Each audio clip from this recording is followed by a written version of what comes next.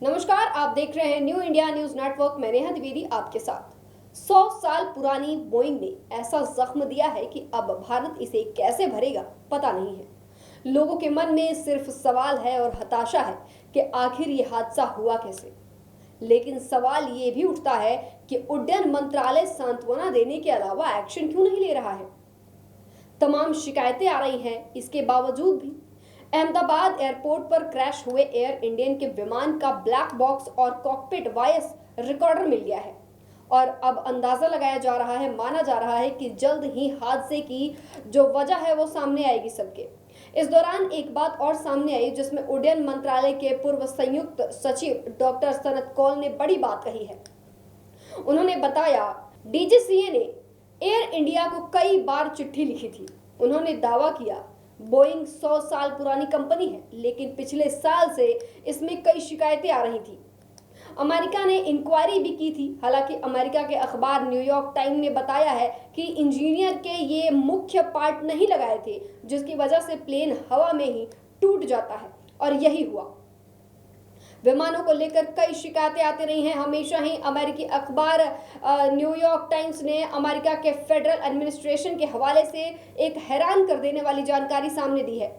Boeing के एक engineer ने एफएए के सामने दावा किया था कि 787 के कुछ हिस्से विमान से ठीक से जुड़े नहीं थे और ये कभी भी हवा में टूटकर बिखर सकता है, जो कि परिणाम स्वरूप हुआ। ये बात सही है कि बोइंग 787 यानी कि 787 इसके पहले कभी क्रैश नहीं हुआ, लेकिन ऐसा भी नहीं कहा जा सकता कि ये दुनिया का सबसे सुरक्षित विमान है। अहमदाबाद में बोइंग 787 के साथ हादसा हुआ है। उसका कारण थ्रस्ट न मिलना था, जिसमें विमान स्टॉल की स्थिति में आ गया, यानी हवा में ऊपर जाने के बजाय वो नीचे गिरने लगा। बोइंग 787 के साथ ये समस्या पहली बार नहीं हुई है। पिछले कुछ महीनों में बोइंग 787 ड्रीम लाइनर में इस तरह की समस्याएं देखने को मिली हैं, जिसमें प्लेन हवा में ही अचानक कई फीट नीचे गिरती दिखाई देती है, जिस तरह ये तस्वीरें आप देख रहे हैं। हमारे साथ इस पे खास जानकारी लेके मुजफ्फरपुर से डिफेंस जर्नलिस्ट अक्षत श्रोत्री खास जानकारी लेके हमारे साथ जुड़ चुके हैं। इनसे बात करते हैं, देखते हैं कि इसके बारे में इन्होंने क्या कुछ अभी तक एनालाइज किया है, क्या कुछ जानकारी इनके पास है। अक्षत, आपके हिसाब से अहमदाबाद जैसे हादसे कब तक, क्या प्लान में अभी तक कोई दिक्कत थी? एयर इंडिया ने इसे डिटेक्ट क्यों नहीं किया?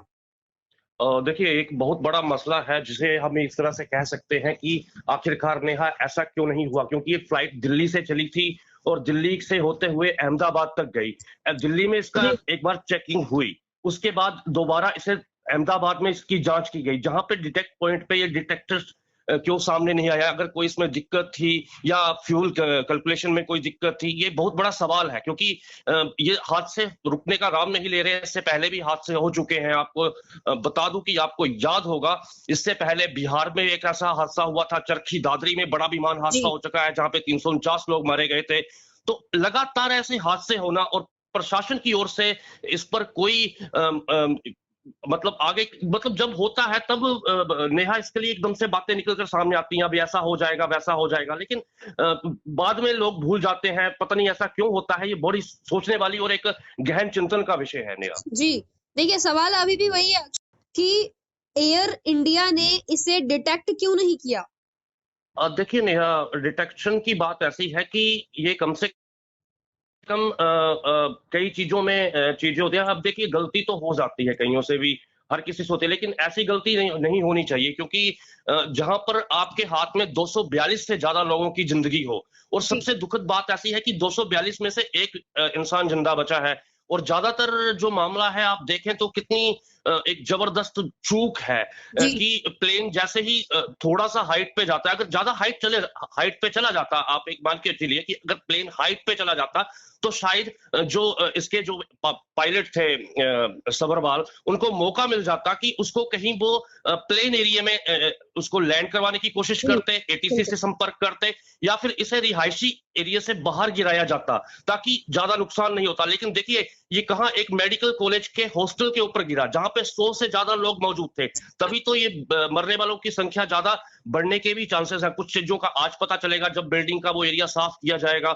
और सबसे बड़ी बात है कि ये गलती कहीं ना कहीं एयरपोर्ट अथॉरिटी से हुई है। जी। अगर एयरपोर्ट अथॉरिटी ऐसी गलती नहीं करती तो ऐसा कुछ भी नहीं होता नेहा। लेकिन देखिए, मतलब एक गलती से सीख लेकर दूसरी गलती ना हो उसके लिए हमेशा तैयार रहना चाहिए, लेकिन ऐसा होता नहीं है। कई बार हम देख चुके हैं कि मैं जैसा आपको पहले बता चुका, चरखी दादरी में हादसा हुआ, बिहार में हादसा जी। हुआ, कई प्लेन गिर चुके हैं पहले भी, लेकिन उसके बावजूद, क्योंकि देखिए अगर आप एयर इंडिया की फ्लाइट यानी बोइंग जो प्लेन होते हैं जिनसे इंटरनेशनल और डोमेस्टिक फ्लाइट से लोगों का आना जाना होता है, जी। उनमें और जो दूसरे जेट्स होते हैं जैसे फाइटर जेट्स होते हैं, उनमें बड़ा फर्क होता है। फाइटर जेट्स में 2 से 3 लोग शामिल होते हैं जिन्हें इंजेक्ट करना आसान होता है, उनकी सीट एकदम से इंजेक्ट हो जाती है।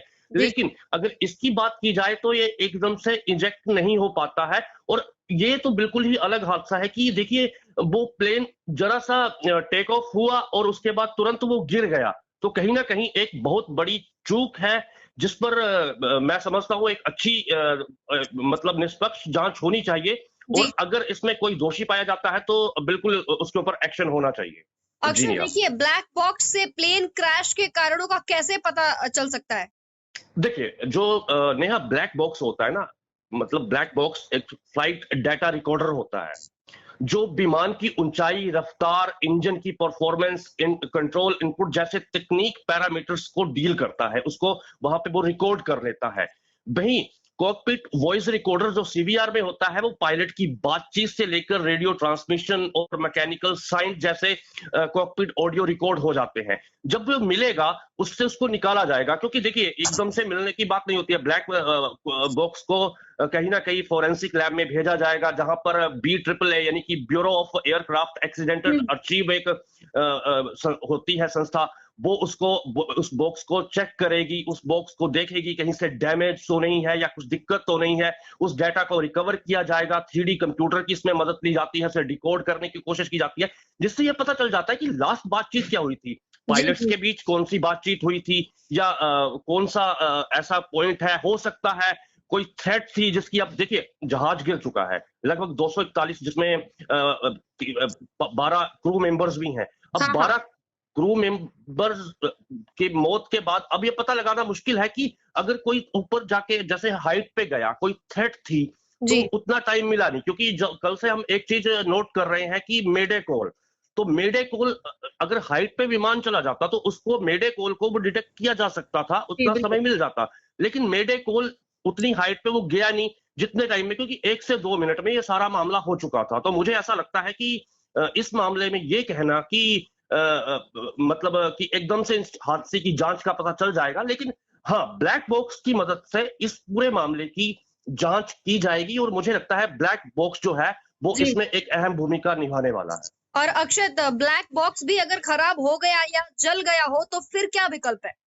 देखिए नेहा, मैं बता दूं, ब्लैक बॉक्स जो होता है वो हर फ्लाइट डिटेक्टर में होता है। ये फाइटर जेट्स में ही नहीं होता है, ये बल्कि बोइंग्स प्लेन में भी होता है, डोमेस्टिक प्लेन्स में भी लगाया जाता है। ये एक तरह से कंट्रोल इनपुट होता है, जैसे मैं आपको बता चुका, जो विमान की ऊंचाई, रफ्तार, इंजन आदि की परफॉर्मेंस जो होती है ना, उसको डिटेक्ट करता है। हालांकि ये रिकॉर्डिंग भी कर लेता है इंटरनली, एक व्यक्ति की रिकॉर्डिंग उसमें डिटेक्ट होगी। और ब्लैक बॉक्स में 2 ऑरेंज क्रैश रेजिडेंस डिवाइस होते हैं जो भीषण आग या पानी के तेज बहाव में भी नष्ट नहीं होते हैं। मैं आपको बता दूं, कितना भी टेम्परेचर बढ़ जाएगा ब्लैक बॉक्स नष्ट नहीं होता है। आज से कुछ साल पहले आपको बता दूं कि चाइना के बॉर्डर पर एक स्ट्राइक के दौरान हमारे कुछ एक प्लेन गिर गया था, मतलब फाइटर जेट गिर गया था। उस टाइम भी जो चाइना था उसने सैंक्शन लगाने की कोशिश की थी, लेकिन जब ब्लैक जो बॉक्स होता है वो, मतलब प्लेन क्रैश कर चुका था, ब्लास्ट हो चुका, लेकिन उसका ब्लैक बॉक्स जो था वो बिल्कुल बच गया था। उसको इंडियन आर्मी के जो स्पेशल ब्रांचेस होती हैं उन्होंने उसको डिटेक्ट किया, एयरफोर्स को भेजा गया, फिर उसको ब्यूरो ऑफ एयरक्राफ्ट एक्सीडेंटल अर्चीव जो डिपार्टमेंट होता है, एक तरह से एक फोरेंसिक लैब होती है, उसको वहां पर भेजा गया। उसके बाद उस जांच में पता चला कि वो एक स्ट्राइक नहीं थी, वो एक रूटीन वर्क था जिसको जांचा जा रहा था। और उसके आधार पर ही इंटरनेशनल लेवल पर या इंटरनेशनल बोला कम्युनिटी के आधार पर ये प्रूफ किया गया था कि देखिए ये कोई ये रूटीन स्ट्राइक, ये कोई स्ट्राइक नहीं थी। मतलब वो लगातार क्या होता है कि जब भी ये नजर रखी जाती है ना, जो एलओसी के LAC line of actual control के एरियाज होते हैं या लाइन ऑफ कंट्रोल के एरियाज होते हैं, उन पे नजर रखने के लिए जो जहाज या फाइटर जेट जो होते हैं वो वहां पर घूमते हैं। तो कई बार अगर ऐसा कोई क्रैश का मामला आ जाए तो कई बार क्या होता है, जैसे जो दुश्मन देश की आर्मी है वो लगातार, अब पाकिस्तान की भी बात की जाए तो वो तो कुछ भी अनाप शनाप इसमें बोल देता है, लेकिन जैसे चाइना या कुछ ऐसे अच्छे देश हैं या जो मतलब कुछ ऐसे देश हैं, चाइना भी उसी श्रेणी में आता है लगभग, लेकिन वो इंटरनेशनल लेवल पर सैंक्शन लगाने की कोशिश करती है कि it's a violence of the hour LAC. लेकिन हाँ। अगर ऐसा जहाज कोई वहां पे मिलता है, उससे ब्लैक बॉक्स मिल जाता है, उसके रिकॉर्डिंग सिस्टम से ये पता लगाया जा सकता है कि ये रूटीन स्ट्राइक थी या रूटीन जांच की जा रही थी। तो ब्लैक बॉक्स जो होता है वो उसमें 2 ऑरेंज क्रैश रेजिडेंस डिवाइस होते हैं, जो कि मतलब जितना मर्जी 100 डिग्री से ऊपर भी टेम्परेचर चला जाएगा तो भी वो नष्ट नहीं होंगे। जी जी। नेहा। देखिए सवाल ये भी है कि अमेरिका ने कहा है कि किसी इंजीनियर की मतलब की लापरवाही है, जो एक मुख्य इक्विपमेंट्स होता है उसने विमान में नहीं लगाया था, और जिसका परिणाम ये हुआ कि ये आसमान में ही टूटने लग गया। देखिए आसमान में तो ये पहुंचा भी नहीं, ये मात्र 600 से 600 फीट 625 फीट ऊपर ही गया था, उसके बाद सीधा क्रैश कर गया। हाँ, लापरवाही हुई है। अब देखिए अमेरिका किस आधार पे कह रहा है कि अभी इसकी जांच हुई नहीं है। अब इसकी जांच होने के बाद हम किसी के ऊपर सैंक्शंस, एयर इंडिया की गलती है, एयर इंडिया अथॉरिटीज की गलती है या किसी और की गलती है, इस चीज को डिडक्शन किया जाएगा। लेकिन अभी किसी के ऊपर सीधे तौर पर आरोप लगाना वो भी सही नहीं होगा। और सबसे बड़ी बात है, किसी इंजीनियर की ओर से नेहा अगर कोई डिवाइस नहीं लगाया गया है, ये तो बहुत एक तरह से देशद्रोह का मामला बनता है, कहीं ना कहीं इनडायरेक्टली देखा जाए, क्योंकि जहां पर भी देखिए अगर आप लापरवाही की बात कर रहे हैं अक्षत, तो देखिए लगातार इस पे शिकायतें आती रही हैं। 100 साल पुरानी कंपनी बोइंग है, और इस पे जब शिकायतें आती हैं तो क्या कर्तव्य बनता है उड्डयन मंत्रालय का? देखिए उड्डयन मंत्रालय का तो सीधा सीधा ये बनता है कि इन समस्याओं का हल किया जाए। आप एक प्लेन जो 8 घंटे का सफर करके एक देश से दूसरे देश पहुंचाता है आपको, उसमें 200 से 300 यात्री होते हैं। आप 200 से 300 यात्रियों की अगर जान इतनी जोखिम में डालेंगे और इतने नॉर्मल मतलब तरीके से ये किया जाएगा, तो मैं ये समझता हूं कि एक ये लापरवाही नहीं है, एक अपराध की श्रेणी में आता है। मैं तो यही समझता हूं इस चीज को। तो कहीं ना कहीं नागरिक उड्डयन मंत्रालय, और अभी आपको बता दूं एयर इंडिया को टेक ओवर किया हुआ है टाटा ग्रुप ने, तो कहीं ना कहीं जिसकी वजह से टाटा ग्रुप ने आज 1-1 करोड़ के जो मुआवजा होता है उसकी भी घोषणा कर दी है। तो कहीं लेकिन 1-1 करोड़ से वो जानें तो नहीं बचाई जा सकती हैं, जिसने अपना सब कुछ खो दिया। बिल्कुल। तो ऐसे जानें नहीं बचाई जा सकती हैं, लेकिन एयर इंडिया और जो भारत सरकार है, नागरिक उड्डयन मंत्रालय है, इनको मिलकर एक बड़ा स्ट्रॉन्ग एक्शन लेना पड़ेगा। अगर कोई समस्याएं हैं इन विमान में, क्योंकि कुछ वीडियोस वायरल हो रहे हैं, वायरल वीडियो पे भरोसा कर भी सकते हैं आप, नहीं भी कर सकते हैं, लेकिन क्योंकि कई बार क्या होता है किसी और विमान की भी खींच के डाल दी जाती है ज्यादातर, और पता चलता है बाद में कि जी ये तो इस विमान की थी ही नहीं जब जांच होती है। तो ऐसे में किसी के ऊपर डायरेक्ट आरोप लगाना अभी बनता नहीं है। मैं तो ये कहूंगा जब तक जांच ना हो जाए, उसके बाद नागरिक उड्डयन मंत्रालय का फर्ज बनता है कि सीधे तौर पर इस चीज को देखा जाए, जांचा जाए, परखा जाए, और इसमें क्या क्या अच्छे अचीवमेंट्स हो सकते हैं, अचीव हो सकता है, इससे क्या चेंजेस हो सकते हैं। अगर विमानों की हालत खराब है तो आप डोमेस्टिक फ्लाइट में भी मतलब सफर नहीं कर सकते हैं। इंटरनेशनल फ्लाइट तो बहुत दूर की बात है, जिसने 8 घंटे का सफर तय करके कल मतलब आज या कल में उसने 8 घंटे मतलब आज सुबह तक वो फ्लाइट, या रात को 1-1:30 बजे वो फ्लाइट पहुंच चुकी होती वहां पर में। लेकिन देखिए हादसा हो गया, लेकिन अब इस पर जांच करवानी चाहिए। और अगर हालात खराब है, क्योंकि इंटरनली जैसे विमानों की हालत खराब है, तो इसके लिए तो नागरिक उड्डयन मंत्रालय को स्ट्रॉन्ग एक्शन लेना पड़ेगा। जी नहीं जी अक्षय, देखिए इस वक्त जो 1-1 करोड़ की आपने मुआवजे की बात की है, देखिए जितने लोग 241 लोग मारे गए हैं 2 मिनट के अंदर मारे गए हैं, तो ये मुआवजा कहीं ना कहीं किसी भी परिवार के मुखिया के नाम पे नहीं दिया जा सकता, महज ये आंकड़ा बन के रह गया है।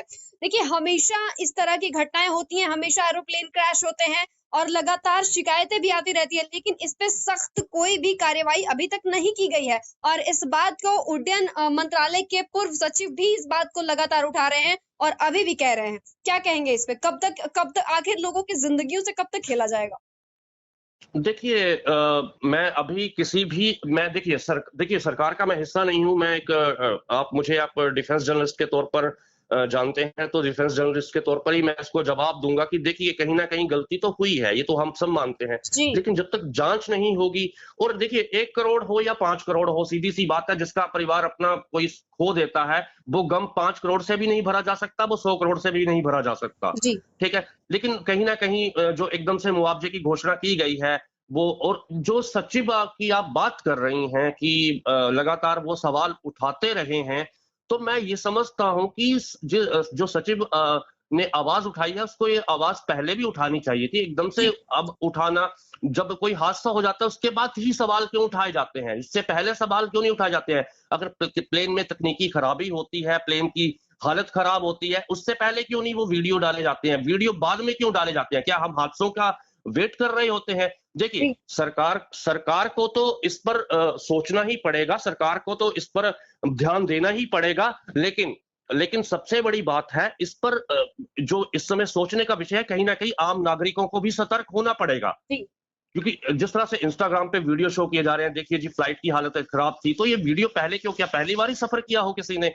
ऐसा तो नहीं होता है। ज्यादातर लोग जो सफर करते हैं, डेली बेसिस पे सफर करते हैं, डोमेस्टिक फ्लाइट्स में सफर करते हैं, इंटरनेशनल फ्लाइट्स में सफर करते हैं। मतलब घूम फिर के सवाल यही है कि सरकार जितनी इसके लिए जिम्मेदार है, उतने जिम्मेदार हम भी हैं। क्यों? क्योंकि हम कब जागते हैं? जब हादसा हो जाता है। हादसे से पहले हम सोए पड़े रहते हैं। हमारी ये सबसे बड़ी गलती है। नेहा। जी। अक्षत, आपका इस तमाम जानकारी के लिए बहुत शुक्रिया और हमारे साथ जुड़ने के लिए आपका बहुत शुक्रिया। हम धन्यवाद फिर नेहा। आपसे जुड़ेंगे और भी अधिक जानकारी के लिए। फिलहाल के लिए बस इतना ही। जुड़े रहिए हमारे साथ, देखते रहिए न्यू इंडिया न्यूज नेटवर्क।